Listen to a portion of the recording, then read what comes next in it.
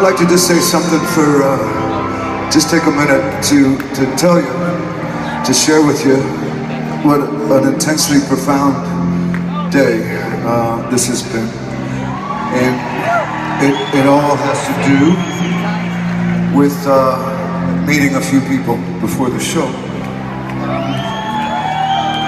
You know, that we've been so blessed to be in this group and to travel and share and feel like we get to know people over the years and know areas and know parts of the country and know parts of the world and know some of the customs and culture and have feedback and communication.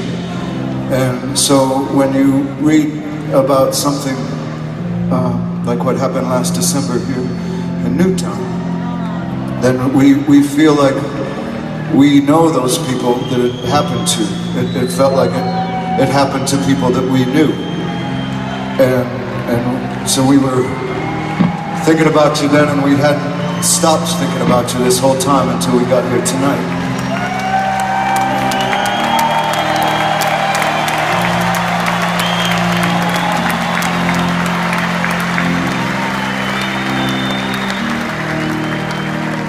And tonight I got to meet three great men, incredible fathers of children who were lost.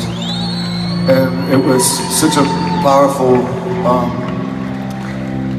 it was a very powerful moment to have this chance to communicate to somebody that we had been thinking about so deeply.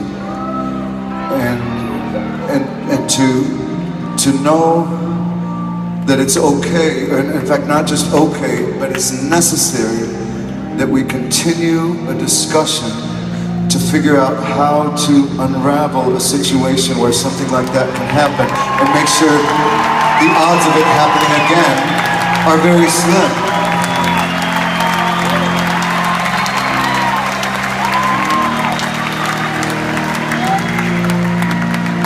And you know as well as I, you have to be very careful when talking about something like this, because they want to defame your character or take away your right to speak. I mean, while they're protecting the Second Amendment, they also don't think that you have the right to speak as an American, as a taxpayer, as a father, as a parent.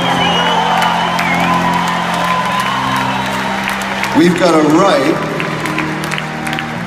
to speak on this issue when the safety of our children is directly affected.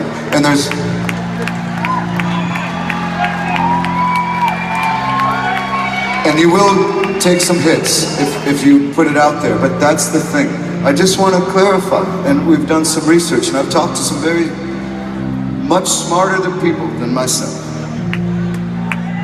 There's a lot of them. But the myth that the gun lobby is the most powerful lobby in our country is a myth. That's a myth. The money is not the most money. The amount of people, it's just in the millions. It's a myth, but it's just because they're louder. They're louder and they're very tenacious, and if you speak up against them, they will jump on you and tear you apart and make it so nobody else wants to say anything, or they want them to be fearful that, I mean, we're talking about, I'm gonna stop. You know what we're talking about. So, if all the research is saying, and all the polls conducted, you know, and not just people reacting to what happened, but you have to not just react, you have to prevent. You have to go into prevention mode. And so what we have to do, if the majority of people agree that there should be more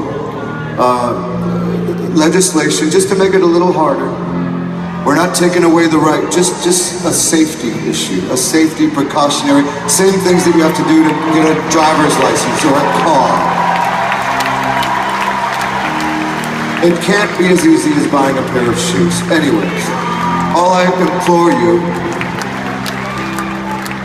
And I don't mean to be preaching to the converted, but sometimes the choir has to sing louder.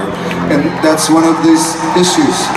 If we're louder, it can happen. We just have to be louder, and we have to let the politicians know that they will be re-elected if they do what we ask, and we are asking for them to do it now.